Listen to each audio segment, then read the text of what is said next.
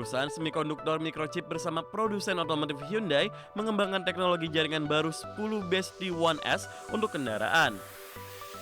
Teknologi 10 Base T1S merupakan bagian dari Automotive Ethernet.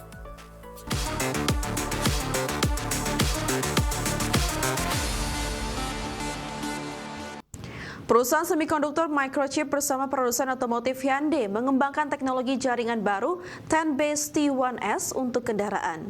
Teknologi ini dirancang untuk meningkatkan komunikasi antar perangkat elektronik di dalam mobil dan mendukung kendaraan masa depan berbasis software. Perusahaan semikonduktor microchip bersama produsen otomotif Hyundai mengembangkan teknologi jaringan baru 10 Base T1S untuk kendaraan. Teknologi 10 Base T1S merupakan bagian dari Automotive Ethernet. Sistem ini memungkinkan berbagai perangkat di dalam mobil seperti sensor, controller, dan sistem keselamatan terhubung dalam satu jaringan data yang efisien. Pengembangan ini menjadi penting seiring tren software defined vehicle, di mana fungsi mobil semakin dikendalikan oleh perangkat lunak dan membutuhkan komunikasi data cepat dan stabil. Dengan arsitektur jaringan baru, jumlah kabel dalam mobil dapat dikurangi, sekaligus menurunkan biaya produksi dan mempermudah integrasi sistem elektronik kendaraan modern. Jaringan data ini membantu sistem ADAS, sensor, dan fitur otomatisasi mobil bekerja lebih terkoordinasi, sehingga respon kendaraan terhadap lingkungan menjadi lebih cepat dan akurat. Kolaborasi microchip dan Hyundai menunjukkan industri otomotif bergerak ke arah mobil yang semakin terkoneksi dan berbasis data, di mana sistem elektronik menjadi komponen utama dalam pengembangan kendaraan masa depan. Pengembangan teknologi 10 Base T1S menjadi langkah penting menuju mobil yang lebih cerdas dan terkoneksi. Dengan jaringan data internal yang lebih efisien, kendaraan di masa depan diharapkan memiliki sistem otomatisasi, keselamatan, dan fitur digital yang semakin canggih. Berbagai sumber, IDX Channel. Industri penerbangan Vietnam menunjukkan ekspansi besar. Sejumlah maskapai menandatangani kesepakatan pembelian total 90 pesawat Boeing dengan nilai sekitar 508 triliun rupiah. Langkah ini menjadi bagian strategi memperkuat armada dan mengantisipasi lonjakan permintaan penumpang di masa depan. Industri penerbangan Vietnam menunjukkan ekspansi besar. Maskapai nasional Vietnam Airlines menandatangani kesepakatan senilai sekitar 8,1 miliar dolar Amerika untuk membeli 50 unit Boeing 737-8. Pengiriman pesawat dijadwalkan antara 2030 hingga 2032 untuk mendukung ekspansi rute domestik dan regional. Pendatang baru Sun Phuoc Airways juga menandatangani pembelian 40 unit Boeing 787-9 Dreamliner. Nilai investasinya diperkirakan mencapai 22,5 miliar dolar Amerika. Pembelian besar ini menjadi bagian dari strategi Vietnam memperkuat kapasitas penerbangan. Seiring proyeksi pertumbuhan jumlah penumpang dan pemulihan sektor pariwisata serta bisnis penerbangan. Dengan masuknya pesawat baru, armada Vietnam Airlines diperkirakan mencapai lebih dari 150 unit pada 2030, sekaligus memperkuat posisi maskapai di pasar penerbangan Asia Tenggara. Kesepakatan ini menjadi salah satu pesanan besar bagi Boeing, sekaligus menunjukkan Asia Tenggara masih menjadi pasar penting untuk pertumbuhan industri penerbangan global. Pembelian 90 pesawat Boeing menunjukkan ambisi besar Vietnam dalam mengembangkan industri penerbangan. Dengan armada yang terus bertambah, negara ini menargetkan peningkatan konektivitas pariwisata dan pertumbuhan ekonomi melalui sektor transportasi udara di masa depan. Berbagai sumber, IDX Channel. Terima kasih Anda masih bersama kami. Pemirsa, ekspor mobil Korea Selatan mencatat kenaikan tajam di awal tahun 2026. Ya, peningkatan ini didorong kuatnya permintaan global terhadap kendaraan ramah lingkungan dan model baru dari produsen otomotif Korsel.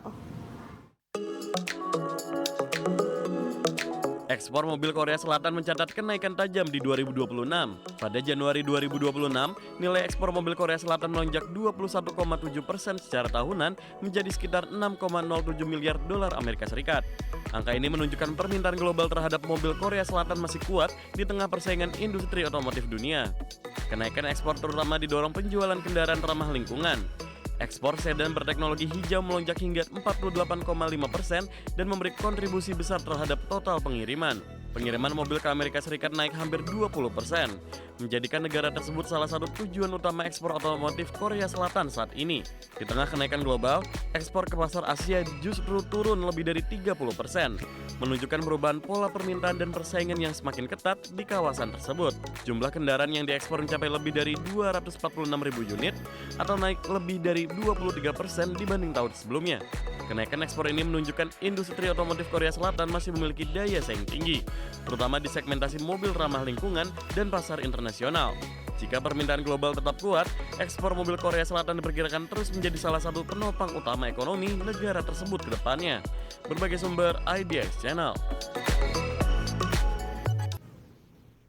Kembali bersama kami pemirsa, produsen makanan minuman olahan Nestle berencana melepas segmen usaha es krim kepada Froneri. Rencana pelepasan tersebut sejalan dengan fokus Nestle pada segmen usaha non-es krim.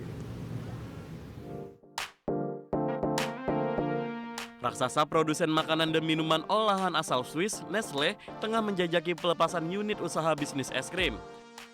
Rencana tersebut menjadi bagian dari strategi perampingan perusahaan yang digagas CEO Nestle, Philippe Navratil. Produsen bumbu masak Maggi dan kopi Nescafe tersebut menyatakan sedang dalam pembicaraan lanjutan untuk melepas bisnis es krim di Asia, Kanada, dan sebagian Amerika Latin kepada Froneri, yang merupakan perusahaan pemilik merek Häagen-Dazs. Froneri merupakan perusahaan patungan yang didirikan Nestle bersama firma investasi asal Eropa, Pai Partners. Nestle saat ini memegang 50% saham di Froneri yang pada Oktober tahun lalu memiliki valuasi sekitar 15 miliar euro. Nilai valuasi tersebut tercapai setelah investasi dari Goldman Sachs dan lembaga investasi milik pemerintah Abu Dhabi yakni Abu Dhabi Investment Authority. Kedepan, Nestle berencana memusatkan perhatian pada segmen bisnis kopi, makanan hewan peliharaan, nutrisi serta makanan ringan. Strategi ini sejalan dengan kinerja kuartal 4 2025 yang mencatat pertumbuhan penjualan melampaui ekspektasi pasar. Berbagai sumber IDX Channel. Perusahaan teknologi asal China, Xiaomi, menguasai pasar smartphone Indonesia selama tahun 2025. Data penjualan menunjukkan Xiaomi menjadi merek terlaris di segmentasi smartphone mengalahkan brand global lainnya. Data penjualan menunjukkan Xiaomi mencatatkan pangsa pasar terbesar untuk smartphone di Indonesia selama 2025. Angka penjualan lebih tinggi dibandingkan merek lain seperti Samsung dan Apple. Penggemar produk dengan harga terjangkau dan fitur menarik mendorong dominasi ini. Xiaomi dikatakan menggunakan strategi promosi agresif, kampanye digital, dan penawaran harga kompetitif. Ini membuat produknya menjadi pilihan utama konsumen di Indonesia, terutama pada segmentasi menengah ke bawah.